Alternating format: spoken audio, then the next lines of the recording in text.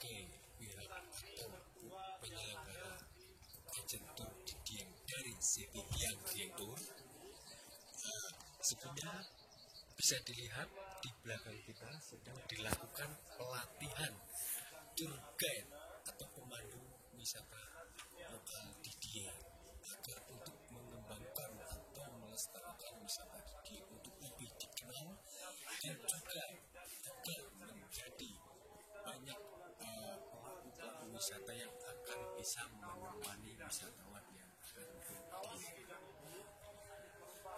Bisa dilihat di belakang kita sangat detail.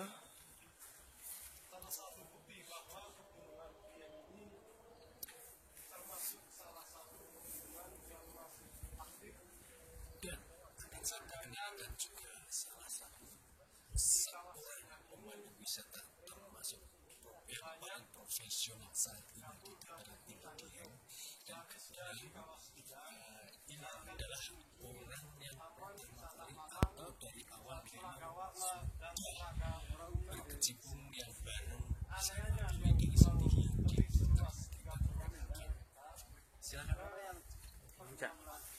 Ya, ini dia Mas Agung, bisa diperkenalkan dan ceritakan sedikit tentang yang sedang dilakukan, karena Mas Agung juga salah satu pengajar atau pemberi atau pembina untuk pelatihan wisata Dieng, salah satunya untuk tour guide.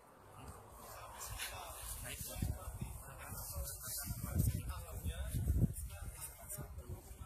pemandu wisata yang ada di dataran tinggi Dieng. Kami sedang melaksanakan pelatihan untuk pemandu wisata di dataran tinggi Dieng, dan pelatihan ini memang diselenggarakan atas kerjasama dari Dinas Pariwisata Kabupaten Banjarnegara dan Wonosobo untuk lebih memajukan lagi pelayanan wisata di dataran tinggi Dieng. tadi kita sudah wawancara untuk salah satu dari tour guide di Dieng, dan juga kebetulan tour guide dari kita juga dari City Dieng. Dan sekarang kita bisa maju dan melihat proses pelatihan untuk menjadi tour guide. Ayo, ya bisa dilihat ini proses pelatihan tour guide di dataran tinggi Dieng. Bisa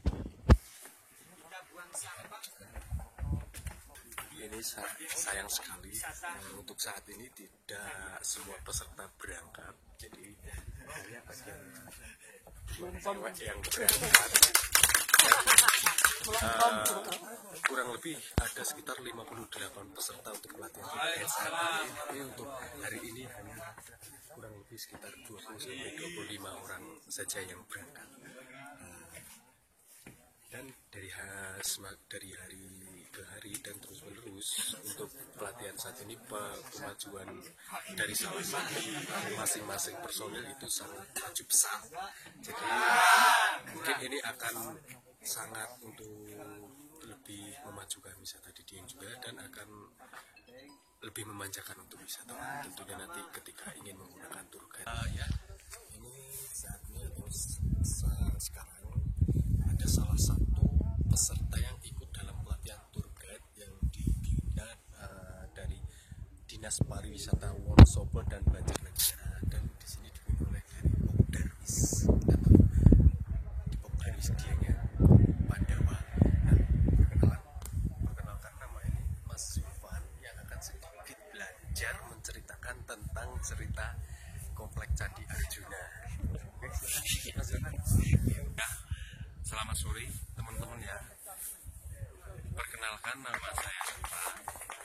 Ya, peserta dari pelatihan pemandu wisata Dieng yang bersertifikasi Himpunan Pramu Wisata Indonesia, khususnya Dieng ya, yang bernaung di Pok Darwis Dieng atau Dieng Pandawa. Oke, sedikit saya akan menceritakan tentang sejarah candi yang ada di dataran tinggi Dieng. Oke, kita maju ke depan.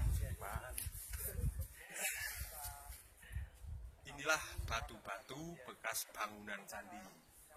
di Dieng adalah percandian Hindu tertua yang ada di Pulau Jawa. Dan sekarang tinggal ada beberapa candi yang masih utuh, dan ini sebagian candi-candi yang sudah rusak. Jenis bebatuan candi kita bisa amati ya, ini bisa kita amati dari ukiran-ukirannya. Ini juga merupakan jenis bangunan yang mungkin itu atapnya atau badan candi. Juga jenis batu ini adalah batu andesit yang merupakan atau batu ini diambil dari bekas letusan Gunung Dieng yang ada di sebelah selatan. Bekas letusan Gunung Pakuwojo. Ya, percandian ini dibangun kurang lebih atau diperkirakan sekitar abad ke-8 di masa kejayaannya era kejayaan dinasti Sanjaya. Ini lokasi ini pembangunan abad candi ini kurang lebih sekitar abad ke-8 oleh dinasti Sanjaya. Bisa kita saksikan itu bangunan-bangunan bekas candi ya di sekeliling kita. Ya, saat ini saya sedang berada di area Dharmasala ya. Jadi bekas-bekas bangunan-bangunan candi yang sudah runtuh. Jadi tapi bisa juga dilihat. Bisa maju. Bisa diamati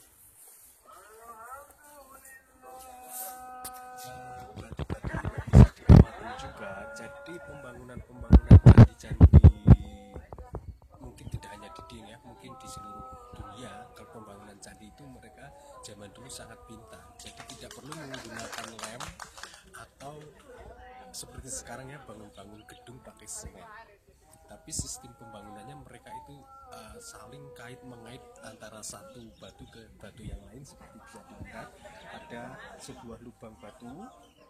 Nah, ketika ada dua batu, jadi nanti di bawah ada lubang yang atas itu moncong, jadi bisa disatukan dan tidak bisa bergerak ke kanan atau ke kiri dan terus menerus. Itulah sistem pembangunan candi. Jadi akhirnya candinya juga untuk pemilihan batu mungkin candi-candi di Dieng juga sangat bagus ya, sangat lihat. Yang dipilih itu jenis bebatuan andesit, dan batu ini merupakan batu yang cukup ringan kalau kita angkat. Coba Mas diangkat Mas, coba. Mungkin tidak perlu diangkat ya, tapi kita angkat saja.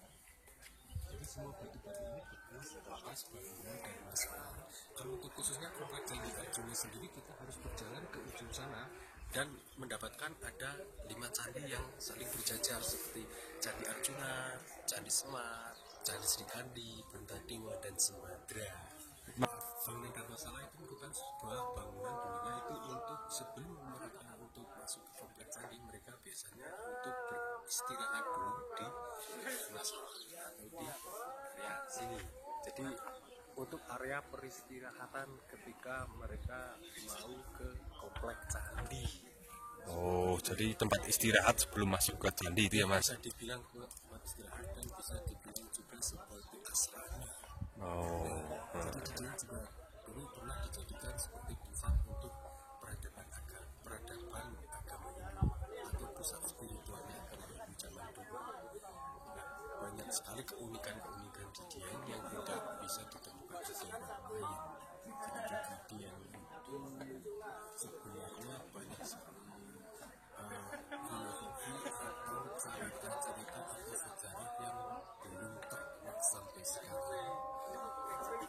Salah satunya candi ya, mungkin yang sangat menarik karena sebuah batu prasasti untuk penelitian itu sebenarnya banyak sekali candi.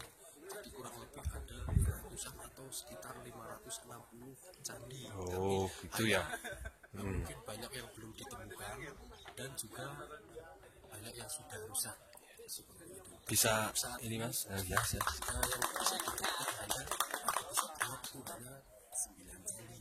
Satunya salah satu Candi Arjuna tadi saya sudah sebutkan 5 candi, dan ada Candi Sapiyadi, Candi Gatut Kaca, Candi Parawati, dan Candi Bima. Candi 5 merupakan candi terbesar yang ditemukan di dataran tinggi Dieng. Bisa kita ke Kompleks Candi Arjuna Mas, biar saya lebih tahu Mas. Ya, ayo kita ke sana.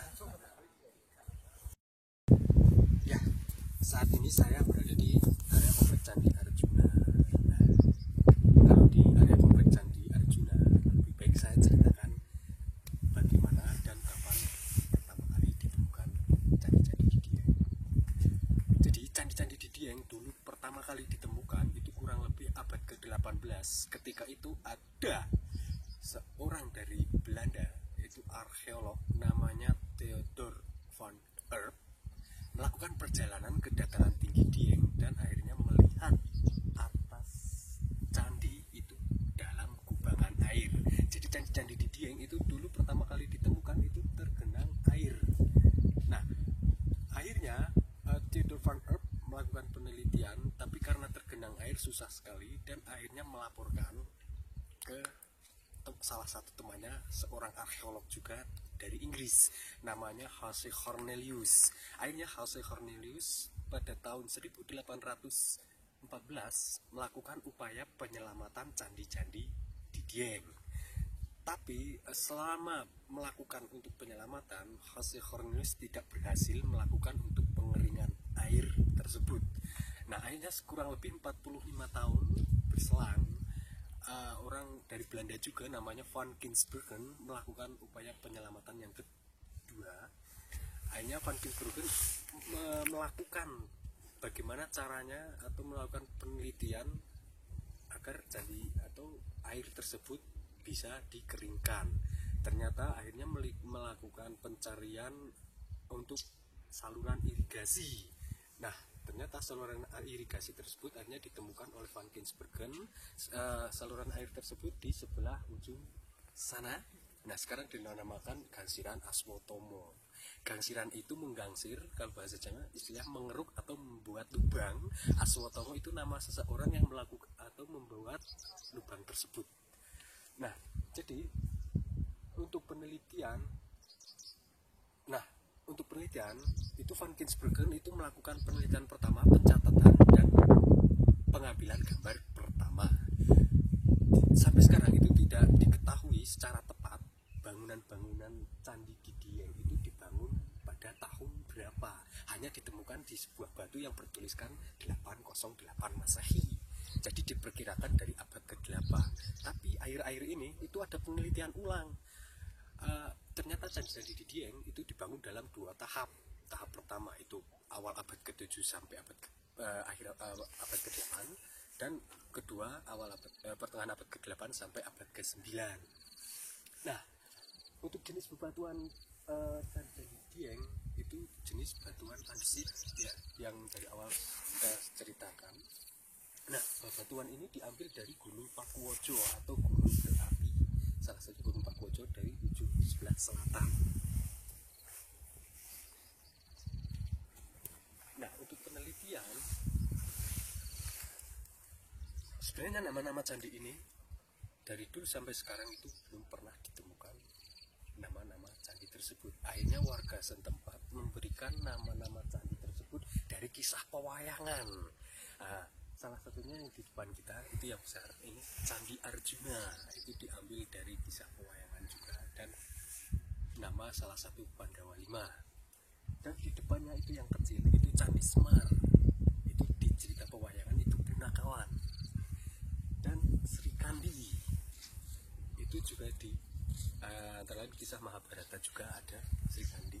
Jadi antara Mahabharata dan pewayangan, tapi secara tepatnya itu diambil dari kisah pewayangan. Dan di ujung aja Puntadewa dan Simbadra. Ya, itu hanya sedikit cerita dari saya atau kami untuk tentang cerita sedikit percandian atau komplek-komplek candi di Dieng. Nah, untuk lebih detailnya itu masih banyak sekali cerita di Dieng, antara detail candi di Dieng untuk penggunaan dan fungsinya. Anda bisa langsung kunjungi ke wisata Dieng, juga bisa langsung ketik di www.diengholiday.com untuk mengetahui informasi secara detail paket wisata, layanan pemandu wisata, dan yang lain-lain. Tinggal klik di diengholiday.com dan sampai jumpa di lain waktu. Jumpa dengan saya.